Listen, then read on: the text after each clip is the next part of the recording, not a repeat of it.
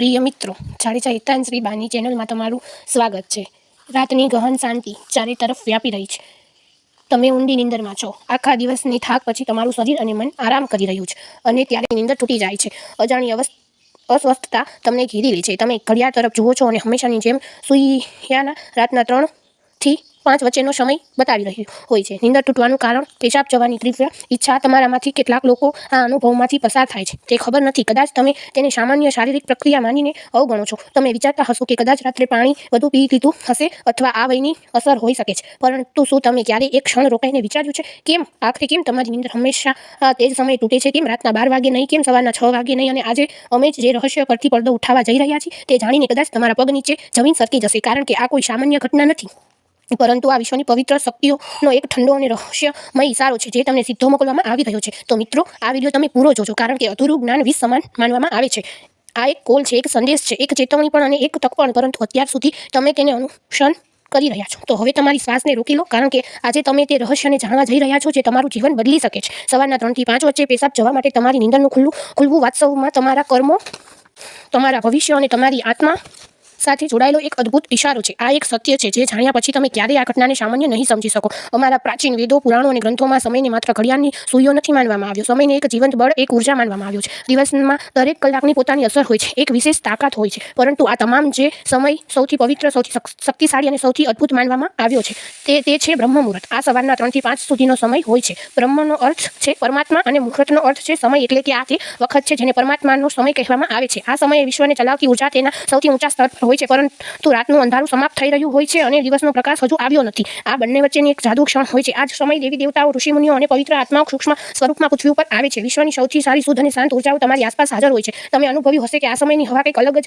લાગે છે. હવામાં ઠંડક અને તાજગી હોય છે. પક્ષીઓ ચહકવા શરૂ કરે છે. આ સમય માત્ર શાંત નથી, પરંતુ ખૂબ વિશેષ હોય છે. હવે તમે વિચારતા હશો કે તેનું તમારી રાત્રિની નીંદર તૂટવા અને પેશાબ જવાની ઈચ્છાઓ સાથે શું સંબંધ છે? સંબંધ ખૂબ ઊંડો છે. જ્યારે આ પવિત્ર ઉર્જા તમારી સાથે જોડાવા માંગે છે, તમને કોઈ ઈશારો આપવા માંગે છે, તો તે સીધી વાત નથી કરતી.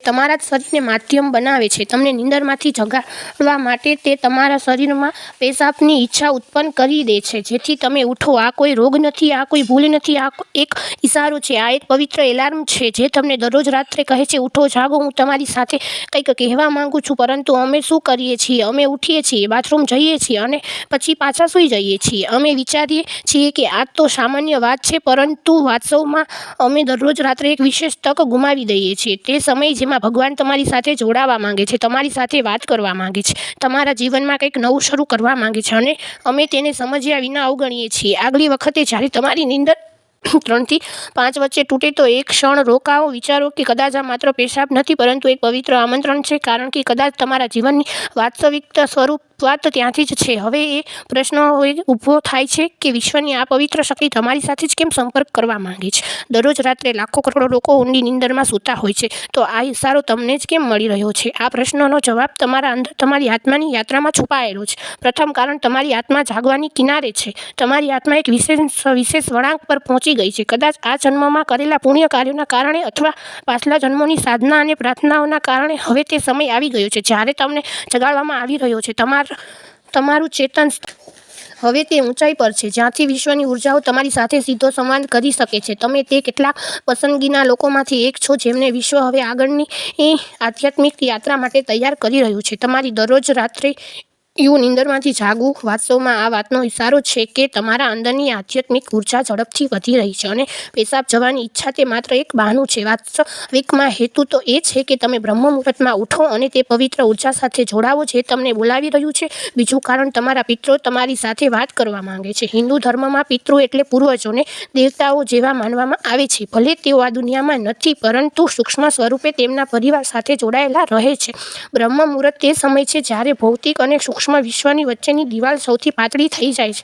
આ જ તે ક્ષણ છે જ્યારે તમારા પિતૃ તમારી સાથે સરળતાથી સંપર્ક કરી શકે છે. જો તમારી નીંદર નિયમિત રીતે 3 થી 5 વચ્ચે ખુલી રહી છે, તો આ ઇશારો હોઈ શકે છે કે તમારા પૂર્વજો તમારી સાથે કંઈક કહેવા માંગે છે. કદાચ તેઓ કોઈ દુઃખમાંથી પસાર થઈ રહ્યા છે અને તમારી પાસેથી તેમના મોક્ષ માટે પ્રાર્થના માંગે છે. કદાચ તેઓ કોઈ મોટી ખુશીની સૂચના આપવા માંગે છે અથવા તમને કોઈ આવનારા સંકટથી સાવધાન કરી રહ્યા છે અને ક્યારેક તો માત્ર તમને આશીર્વાદ આપવા આવે છે. આ કહેવા કે અમે તમારી સાથે છીએ. જ્યારે તમે બાથરૂમ તરફ જાઓ છો, તમારા પિતરો તે જ સમયે તમારી સૌથી નજીક હોય છે. તેઓ તમને જુએ છે, તમારી સાથે ચાલે છે. તમારી દરરોજ રાત્રિની આ જાગૃતિ તમારા અને તમારા પૂર્વજો વચ્ચે એક પુલ બની ગઈ છે. તો આગલી વખતે જ્યારે તમે રાતના આ સમયે ઉઠો તો વિચારશો નહીં કે આ માત્ર શારીરિક જરૂરિયાત છે. રોકાવો, અનુભવો, કોઈ તમને બોલાવી રહ્યું છે. કદાચ વિશ્વ અથવા તમારા પિતરો તમારી સાથે કંઈક કહેવા આવ્યા છે. તમે એકલા નથી. કોઈ અદૃશ્ય બળ દરેક ક્ષણે તમારી સાથે છે.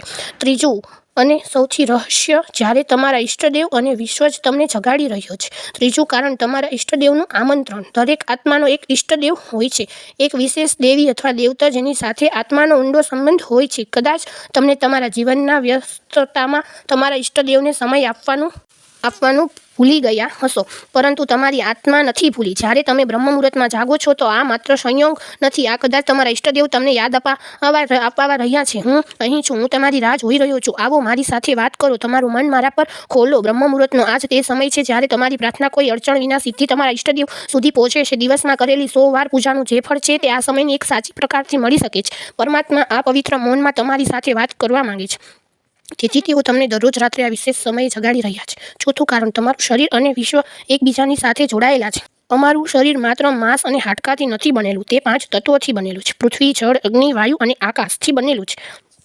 આયુર્વેદ કહે છે કે શરીરને 3 દોષ વાત, પિત્ત અને કફ સંતુલિત રાખે છે. રાતના 2 થી 6 વાગ્યા સુધીનો સમય વાત કાળ કહેવાય છે. વાતનું કામ ગતિ આપવાનું છે અને શરીરમાંથી મળમૂત્રનું વિસર્જન પણ તે જ ગતિના ભાગે છે. જ્યારે વિશ્વની ઉર્જા બ્રહ્મ મુહૂર્તમાં ચરમ પર હોય છે તો તે તમારા શરીરના ઉર્જાને પણ જગાડી દે છે. તેથી વાત સક્રિય થાય છે અને તમને પેશાબની તીવ્ર ઈચ્છા થાય છે. તો જે તમે અત્યાર સુધી માત્ર શરીરની જરૂરિયાત માનતા હતા, વાસ્તવમાં તે તમારા શરીર અને વિશ્વની ઘડિયાળનું તાલમેલ છે. તમારું શરીર તમને કહી રહ્યું છે કે વિશ્વમાં જે થઈ રહ્યું છે તે મારા અંદર પણ થઈ રહ્યું છે. આ શરીર અને વિશ્વ વચ્ચેનો ઊંડો જોડાણ છે જેને અનુભવવું સ્વયંને મળવા જેવું છે. હવે પ્રશ્ન છે, આ ઇશારો સમજીને શું કરવું જોઈએ? જ્યારે આગલી વખતે તમારી નીંદર 3 થી 5 વચ્ચે પેશાબ માટે ખુલે તો તેને મુશ્કેલી અથવા અડચણ ન માનો. તેને એક વરદાન માનો, એક સૌભાગ્ય છે જે લાખોમાં કોઈ એકને મળે છે. શું કરવું? નીંદર ખુલતા જ ગુસ્સે ન થાઓ. મનમાં તે પવિત્ર શક્તિનો આભાર માનો જેણે તમને જગાડ્યા છે. શાંતિથી ઉઠો, બાથરૂમ જાઓ, પાછા આવીને તરત પથારીમાં ન પડો. આ સૌથી સામાન્ય અને સૌથી મોટી ભૂલ છે. તમારા હાથ, પગ અને ચહેરાને પાણીથી ધોઈ લ્યો. તેથી તમારા અંદરની નીંદર પણ તૂટશે અને હળવા અને તાજા અનુભવો મળશે. પછી માત્ર કેટલીક મિનિટો ચૂપચાપ બેસો. જો ઈચ્છો તો મનમાં પ્રાર્થના કરો અથવા માત્ર તે મૌનને સાંભળો, કારણ કે ત્યાં જ તે સંદેશ છુપાયેલો છે જે તમને મોકલવામાં આવ્યો છે. યાદ રાખો, તમારી નીંદરનો આ સમય એ તૂટું કોઈ સંયોગ નથી, પરંતુ તમને જાગૃત કરવાનો પ્રયાસ છે. વિશ્વ, તમારા ઈષ્ટ, તમારા પિતરો અને તમારું જ શરીર બધા તમને કહી રહ્યા છે, હવે ઉઠો, હવે સમય આવી ગયો છે. માત્ર આરામથી બેસીને તમારી આંખો બંધ કરી લો. તમારી પીઠ સીધી રાખો અને ધીમે ધીમે શ્વાસ લેવા અને છોડવા પર ધ્યાન આપો. અનુભવો કે જે શ્વાસ તમે અંદર લઈ રહ્યા છો તે સામાન્ય હવા નથી, પરંતુ બ્રહ્મ મુહૂર્તની પવિત્ર ઉર્જા છે જે તમારા આખા શરીરને સાફ કરી રહી છે. જ્યારે તમે શ્વાસ છોડો છો તો તમારી બધી ચિંતાઓ અને ખરાબીઓ બહાર નીકળી રહી છે. કેટલીક મિનિટો સુધી આ શાંતિમાં બેસો. આ સમયે વિશ્વ તમારી સાથે વાત કરવા માંગે છે. માત્ર ધ્યાનથી સાંભળો. કદાચ કોઈ સારો વિચાર તમારા મનમાં આવે અથવા કોઈ જવાબ મળે જેને તમે લાંબા સમય સુધી શોધી રહ્યા છો. જો તમે ઈચ્છો તો તમારા પસંદીદા દેવતાનું ધ્યાન કરી શકો છો અથવા ધીમી અવાજમાં એમનો જાપ કરી શકો છો. એમનો અવાજ વિશ્વની ઉર્જા સાથે જોડાયો છે અને તમારી વિચારસરણીને સાફ કરે છે. તમે તમારા પિત્રોને પણ યાદ કરી શકો છો અને મનમાં તેમની પાસે પ્રાર્થના કરો કે હે મારા પિત્રો, હું તમને પ્રણામ કરું છું. કૃપા કરીને અમારા પર તમારી કૃપા જાળવી રાખો અને જો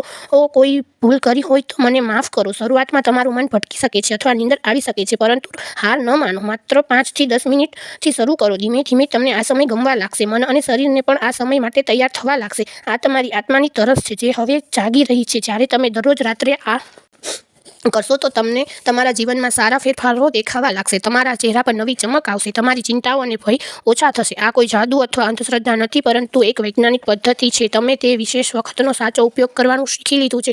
જ્યારે વિશ્વ તેની બધી ઉર્જાઓ તમારા માટે આપે છે, તમે તે ખજાનાની ચાવી મેળવી લીધી છે જેને ઘણા લોકો જીવનભર શોધે છે.